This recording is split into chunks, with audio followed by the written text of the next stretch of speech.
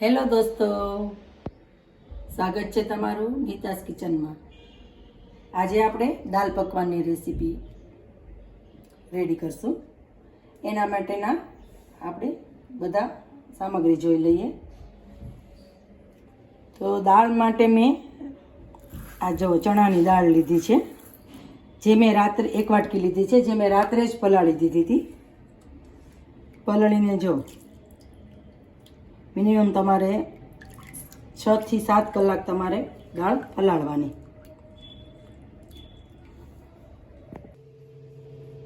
અને પકવાન માટે આપણે મેંદાનો લોટ, ઘઉંનો લોટ, એમાં આપણે જીરું જોશે અને મીઠું જોશે। મોણ માટે તેલ લેશું। હવે આપણે લોટ પ્રિપેર કરી લઈએ। એના માટે આપણે લોટ માટે આપણે મેંદાનો લોટ જે મેં અડધો કપ લીધો હતો, અને ઘઉંનો લોટ છે એ મેં 1/2 કપ લીધો છે। એમાં આપણે સ્વાદ પ્રમાણે મીઠું નાખશું,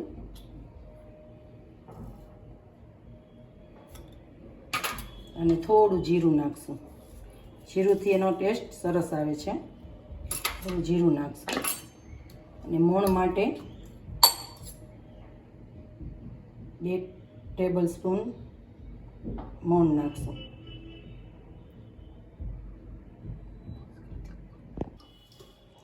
આ રીતે તેલને બધું મિક્સ કરી લોટમાં, અને આપણે પાણીથી એનો લોટ બાંધીશું।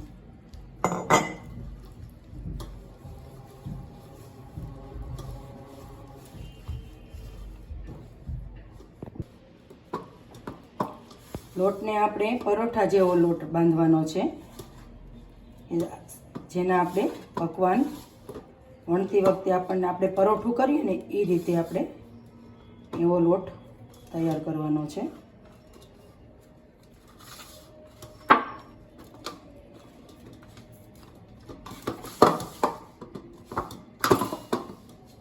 જો આ રીતની એની કન્સિસ્ટન્સી આવી હોવી જોઈએ। જો હવે આને આપણે 10 મિનિટ માટે રેસ્ટ આપશું। ત્યાં સુધીમાં આપણે દાળની તૈયારી કરી લઈએ। દાળ મૂકી દઈએ બાફવા કુકરમાં। જેના માટે આપણે એક કુકર લેશું। એ કુકરમાં આપણે પલાળેલી જે દાળ છે એનું પાણી જે રાત્રે પલાળી હોય એ બધું પાણી કાઢી સાફ કરી બીજું પાણી લઈ અને એ કુકરમાં ડાયરેક્ટ નાખી દેવાનું છે, દાળ અને પાણી બધું।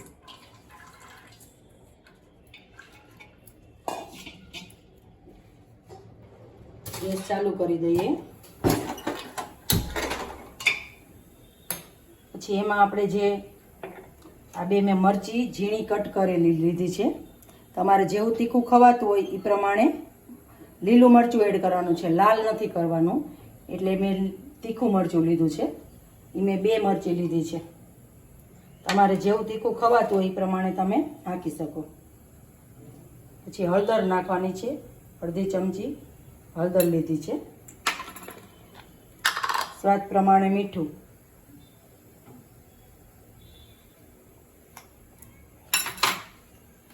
આપવા માટે મૂકશું એટલે થોડું પાણી વધારે જોશે।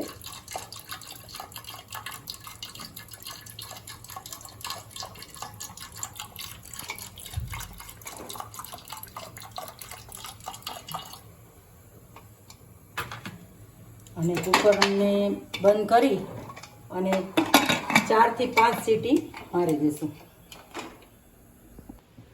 હવે કુકરમાં સીટી થાય આપણે બીજા ગેસ પર તેલ મૂકી અને પકવાનની તૈયારી કરી લઈએ। પકવાન તળી લઈએ।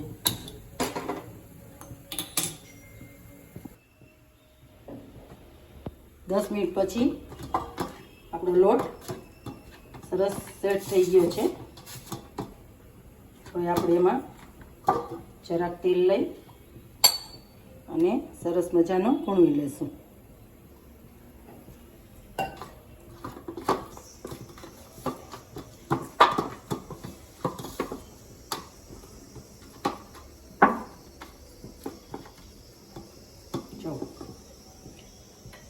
હવે આ લોટ મેં અટામણ માટે લીધો છે, મેંદાનો લોટ જ છે. હવે આપણે પકવાન રેડી કરશું.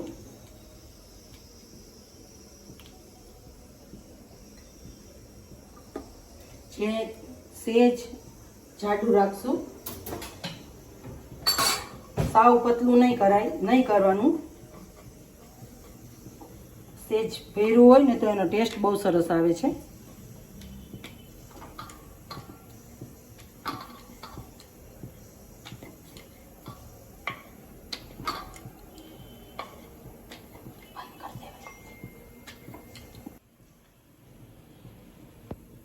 જો આવું વણવાનું છે, જાડું, સેજ જાડું છે.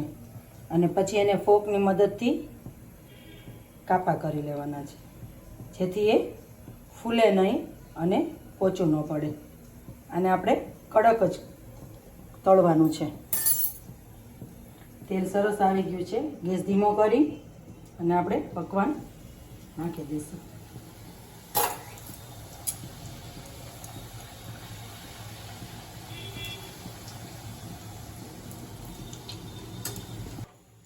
એકદમ આવું ગોલ્ડન થાય ત્યાં સુધી આપણે તળવાનું છે.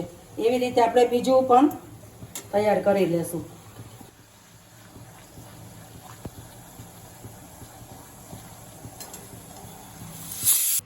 આ જ રીતે આપણે બધા પકવાન તૈયાર કરી લેશું. ચાલો હવે આપણે 5 સીટી થઈ ગઈ છે કુકરની, તો ખોલીને જોઈ લઈએ દાળ.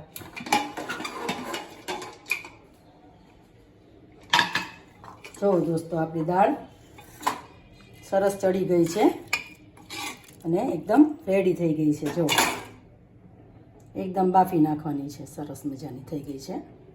હવે આપણે એને એક તડકો મારશું, જેના માટે આપણે તેલ અને જીરુંનો એક તડકો મારી દઈશું દાળમાં. જેના માટે એક લોયું લઈ અને એક ચમચી જેવું તેલ મૂકશું.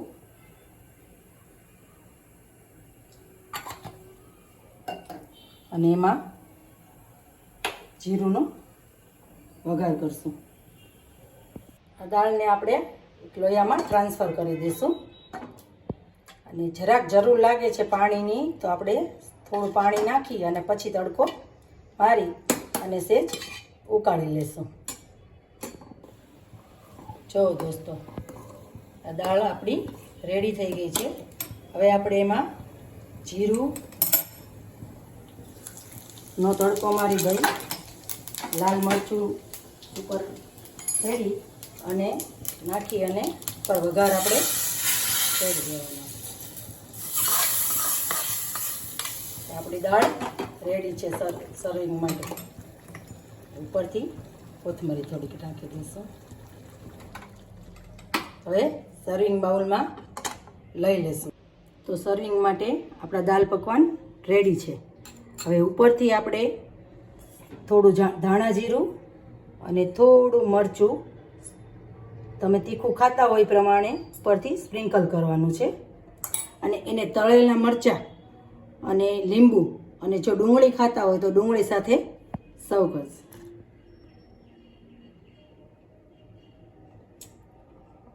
તૈયાર છે આપણા દાલ પકવાન. મારી ચેનલને લાઈક અને સબસ્ક્રાઈબ જરૂર કરજો. બાય.